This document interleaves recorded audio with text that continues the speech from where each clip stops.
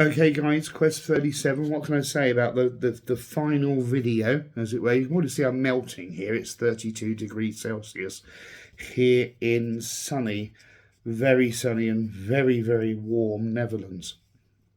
Previously known as Holland. But there we go. As such is life. These things change, don't they? There's one thing to mention, I think, that's been quite prominent for me throughout the entire quest is about these land borders and that they're made by humans, by men, by women. They're made by people. Really, if you remove all the land borders, the land's just the land. One thing that I find particularly of interest is if we look at Pangea, which is a great research model to look at. At the moment, I'm sitting in the Netherlands, and it feels like I'm in Norfolk, in the county of Norfolk. Now, if we buy into the Pangea theory, you can understand why, because it links on to Norfolk on the landmass back in the day of eons ago. So when you look at the plant life, the trees, the landscape, the rocks, the formations, everything matches to the Pangea model. So do look at that. But let's go back to where we were on the quest. It was quite interesting. So we were in Gostafors, as you know. Beautiful place. Love that. Love Sweden. We had a rest day on the 1st of June. It's now the 11th of June. So I'll try and run through as quick as I can with a couple of little moments. Gothenburg Cathedral, we went there. Couldn't go in there was a ceremony, but it was just nice to be out there in that vibrant area. Very good. Gothenburg itself is quite interesting from a Templar point of view. Back in the day, it was one of the main holdings for the bank and the funds and the monies, but it was also more involved in other ceremonial aspects as well in the history of it already, to be fair. So that was one reason for being there. Now, the Haga ancient district of Gothenburg is so much nicer than the main city itself. Much more neat. You've got cobblestone streets, you've got beautiful independent shops, that sort of thing going through. And there's certainly an area there where you feel really energetic, it feels really alive, which is really, really good. On the 3rd of June, we went to Gunnarnas Kirke in Sweden at Mellerud.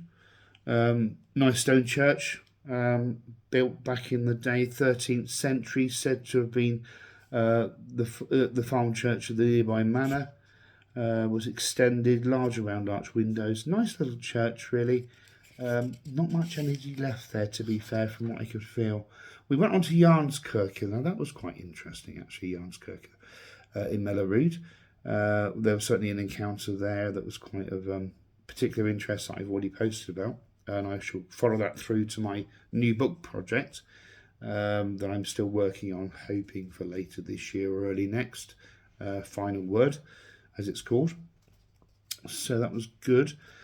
We were originally going to go to the Viking Ship Museum, but that's closed. Couldn't go there. Not a big issue for me, really. We ended up going to the Viking Centre instead.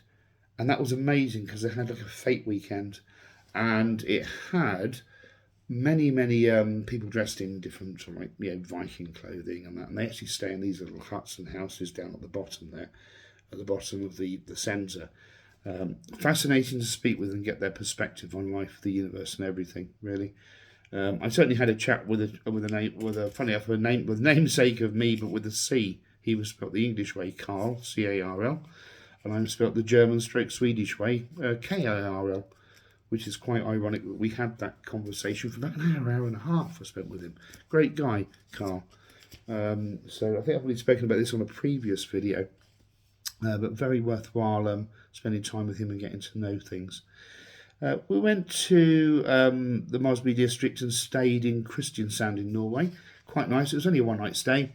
And on the 6th of June, we boarded Kristiansand and headed back over across water, back over into Denmark to Hirtshals. And we made the lengthy drive down through Hirtshals into Germany, where we stayed at Vodervoort, which was, again, a nice stay there. Very pleasant. We went on the Thursday, the 8th of June, so we're now in Germany. and we went to St John's Church. Now, it was initially a cathedral built from 818, completed in 826 in Meldorf. Now, Meldorf is a beautiful place. It's got so much history to it from many aspects and many things. It was once a place of what we call the Risings, still holding great energy today. And that's pretty valid, to be fair. But being there was energetic. Inside the cathedral itself was amazing. I did a little live video in there as well, which was good. And showed you guys some bits already. We went on to Wieselin-Kirche in Germany at Neumünster. It's not. I didn't really rate it. I've been there before, obviously. I've been to Neumünster. It's changed. It's changed, not for the better, sadly, but it was worth a visit, nevertheless, to tick that box. Then we went and stayed back to where we were. On the Saturday, the 10th of June, just sort of speeding onward a little bit, on the Friday the 9th rather, we drove to Groningen in Netherlands. Now, I've never been a great lover of the Netherlands, I'll be honest with you. Never been a great lover of it. I had a couple of bad experiences here in the past, driving, and a couple of rude people. I know we get rude people everywhere, guys, but come on, let's just live a little and be a bit calmer in life, really, I guess. But needless to say, I had a majority was a positive experience this time. I'm filming here from the Netherlands at the moment. Mostly a positive experience. There was a couple of rude people along the way, but they're in most places, I guess, really. In little isolated incidences, but I think with being I suppose I can call myself an experienced traveller these days, I sort of give as much sarcasm back to these people as they deserve, I guess, and so be it. Hell have no fury, like many scorned in the sense. So going on to Saturday, thus being yesterday, we went to Medemblik. Love it. Went to the windmill there. Okay, it wasn't part of the quest, but it was nice to just go and see the workings of the windmill, as it were. The actual town's quite vibrant. It's got lots of shops and things. Got a couple of rude people in there, especially in one of the shops. And I hope if she ever listens to this video, please know that some ridiculous decorated tray that's very delicate shouldn't be placed in the centre of your shop. Yeah. And then telling customers as they come in, be careful, it's expensive at €40. Yeah, how ridiculous is that? So I hope she listens to it one day and understands. I'm sure she will. Change your display, make it more safe, for people, for God's sake, really, honestly. Some people, honestly, they really bite the bullet, don't they, really? I wish they would bite the bullet sometimes. But after that, we went on to have a little look round Medemblik. I say it was a nice place. There were some nice people there, quite friendly. Just that silly woman in that shop about the silly €40 business. Ghastly woman. Ghastly. So there we go. Such is life. Today we went to St. Catherine's Church over in Altum. That's of a personal interest to me on 4 different levels, especially from a family ancestry trail. It comes from another aspect of DNA trail. It did not disappoint. The church is hidden away down a really tiny road that goes on forever and a day, a few little houses, and then you drive up into the hillside and it's just hidden behind all these trees. And so unless you knew where it was or you had a specific purpose, you wouldn't be going there. Certainly way off the tourist route. So that was really interesting. What I find of interest there is that it was the current building was built in 1404, burnt down twice and was rebuilt. It's an interesting area, let's put it that way, and certainly from a Templar aspect as well. It's got many hidden signs and symbols and things along the way for good measure. So what is interesting is that it is said that a valid artefact was in the vicinity in 1823 CE. It's further challenged that in the current years, in the modern times, that it's been moved, and it's said that the energy still remains. And I think that's very fair. In my own experience, that's quite true to say that the energy is still there, without sounding too mampsy-pampsy and fluffy bunny brigade about energy. I talk about energy in a very different way to the fluffy bunny brigade, commonly known as so-called pagans, I guess.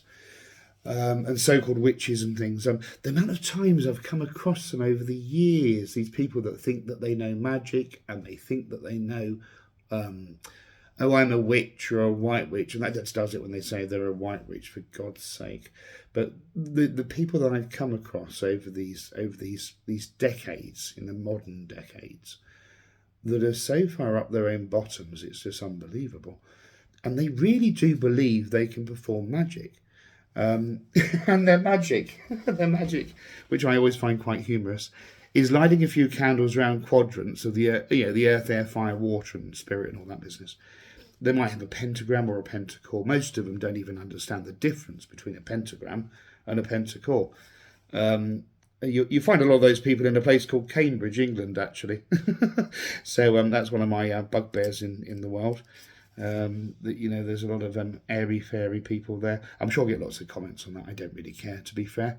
I say it as it is. You've got the fluffy bunny brigades. I think they're often attached to this woke business as well.